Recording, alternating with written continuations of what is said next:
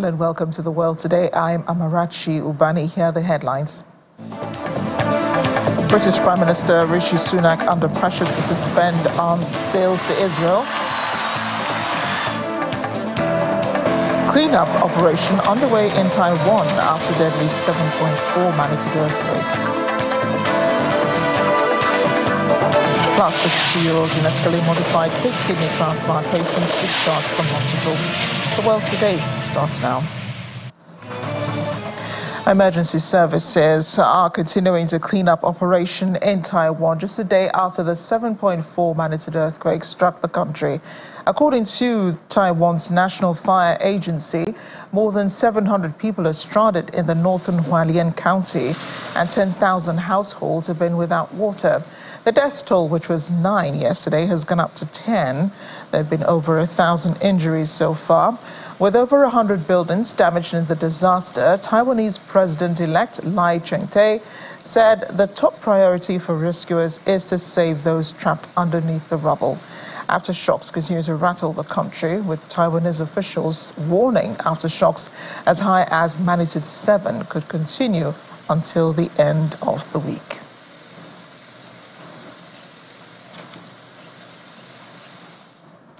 A man identified as Richard Rick Slayman, who has been battling end-stage kidney disease, has officially become the first man to receive a genetically modified pig kidney transplant.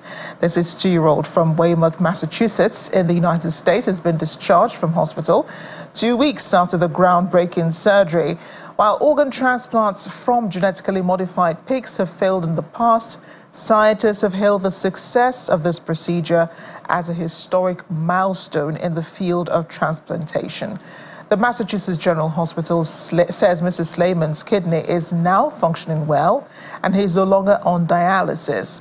In a statement, Slayman said being able to leave hospital and go home is one of the happiest moments of his life. In 2018, he had a human kidney transplant from a deceased donor. However, it began to fail last year. Doctors raised the idea of a pig kidney transplant.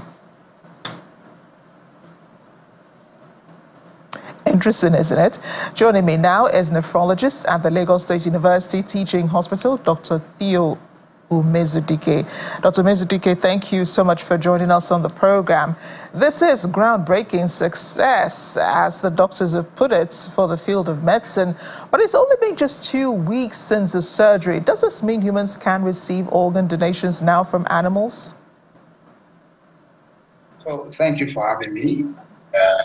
In truth, this is a groundbreaking research development in the area of kidney transplant. One of the greatest problems with organ transplantation is the fact that you don't have enough go around. So the statistics that is available for us from the United States, that there are over 100,000 people on the transplant waiting list. So it follows that many of those people, before they wait 2, 3, 4, 5 years to get an organ, many of them will die, and others will then come up and wait list again. So there is the area of being able to get a living donor and then deceased donor. But what is called xenotransplantation, which is transplantation across from animals to man, may be the way forward, because this is something that can be done in the lab, and organs can be genetically modified, very suitable to be transplanted into humans. I think it's groundbreaking, and I think it's a ray of hope for people who are on the waiting list, who don't have a donor yet, and they have to be on dialysis. Well, in those climes, the government is paying, but in our climate, it's pretty expensive. People are. Yeah, but I'm just wondering if it's too soon to hail this as a success. There's been an attempt to transplant a genetically modified pig heart into a person. That was 57-year-old David Burnett, who received a genetically modified pig heart. The second was 58-year-old Lawrence Fawcett.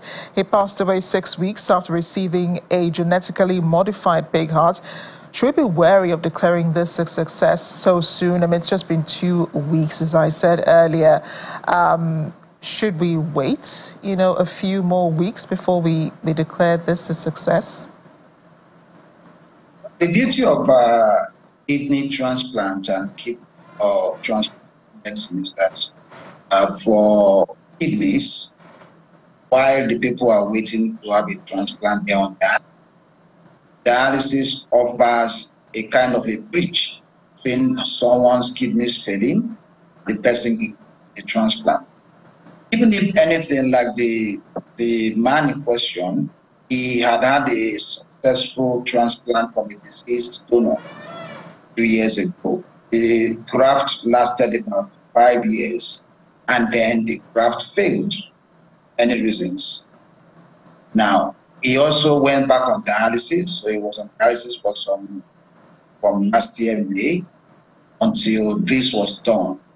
So he started having access issues. So through the access through which he was getting dialysis became very, very difficult for him to continue dialysis. So they had to find a way to get him an organ.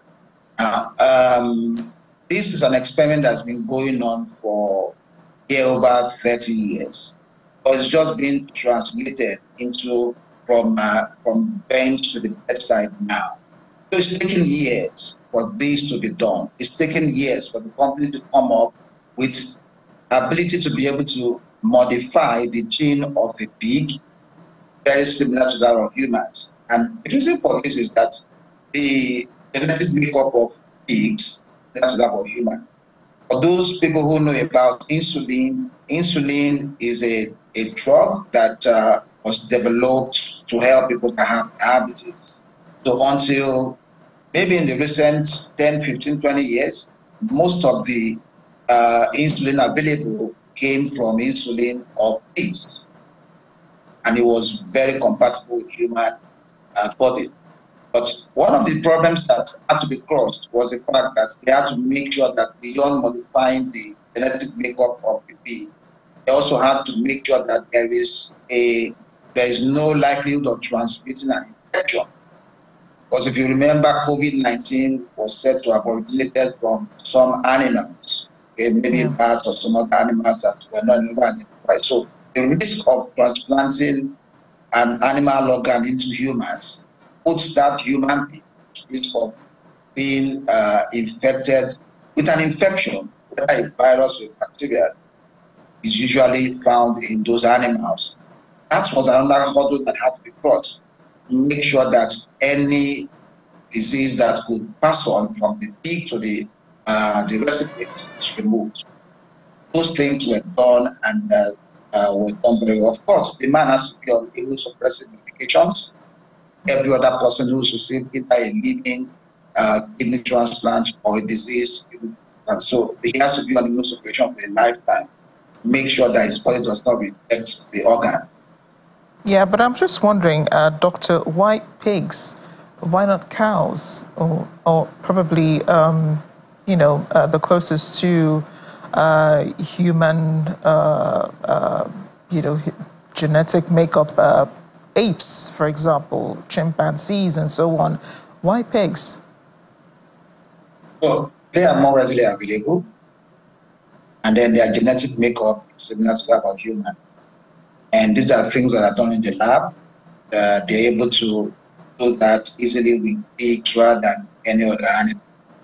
So that's why they are latching onto that. That's the springboard to be able to make these organs available. Doctor, thank you so much. We seem to have run out of time. This has been a pretty interesting discussion. We hope you'll join us again if we have more interesting perspectives on this. Dr. Theo Umezudike, thank you for joining us on The World Today. Thank you for having me, and have a nice evening. You too. Welcome back. Here in Nigeria, since the expanded program on immunization launched in the country in 1976, more vaccines have been added to eradicate killer diseases in the country. Sadly, this enthusiasm to tackle diseases is not being matched with vaccine and treatment uptake. Our correspondent Mary Alale Yusuf reports. The health community is concerned about the progression of HIV, hypertension, cervical and liver cancer, among other diseases, in the face of cheap and sometimes free preventive intervention.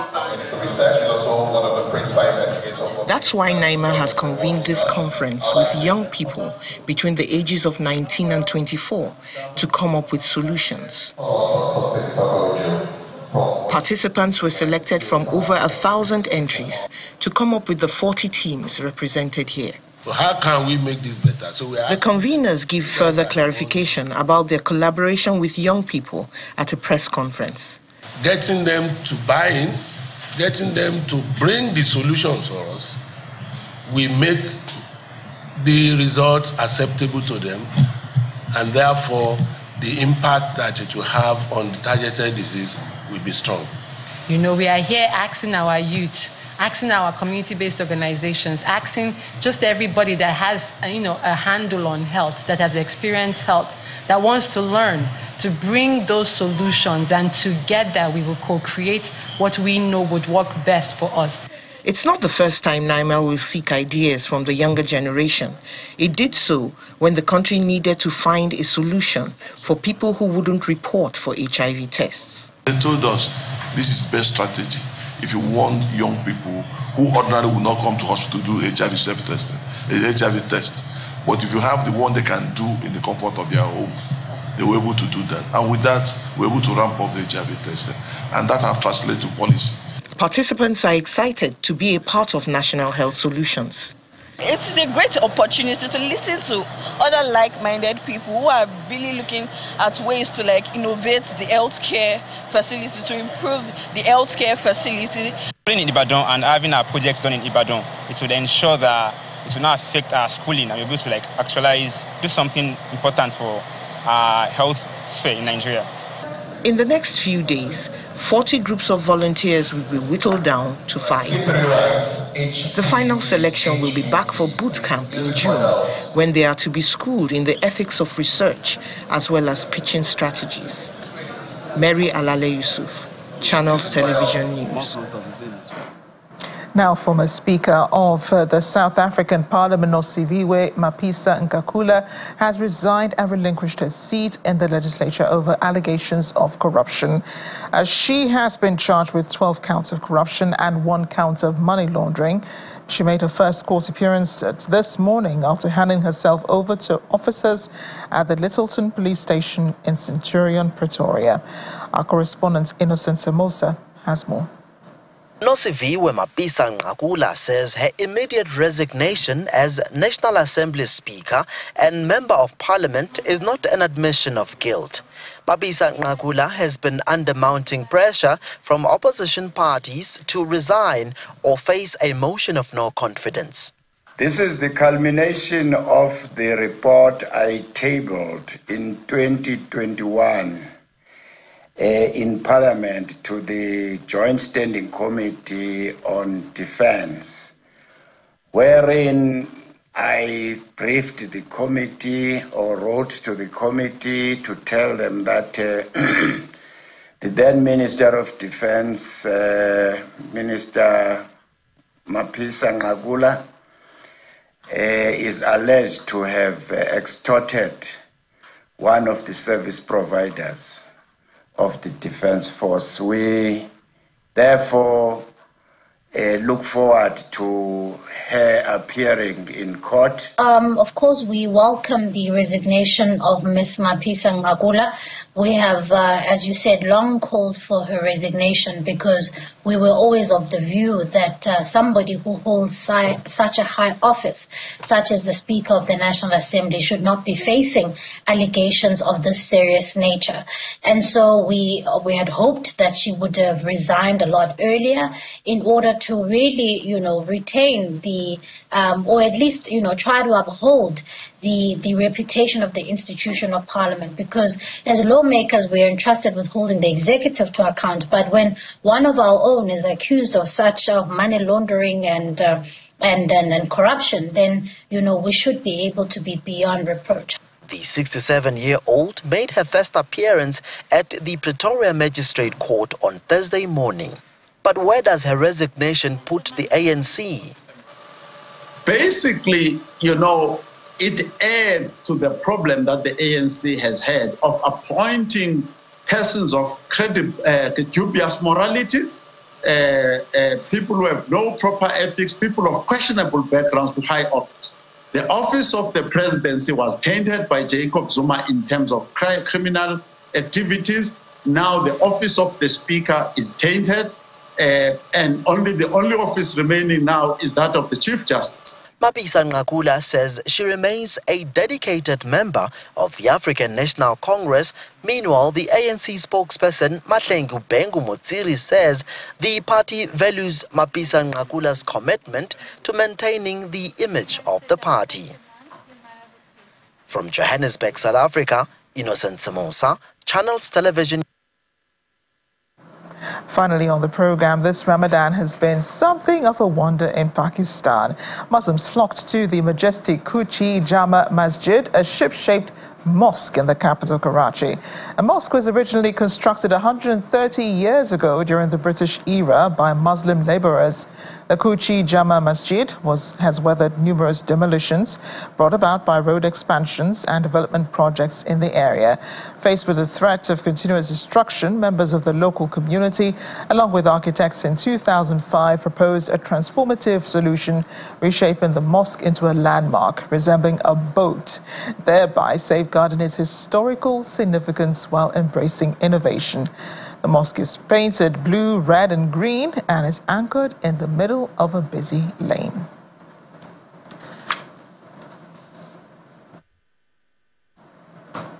Looks really iconic. Thanks for watching. I'm Amarachi Ubani.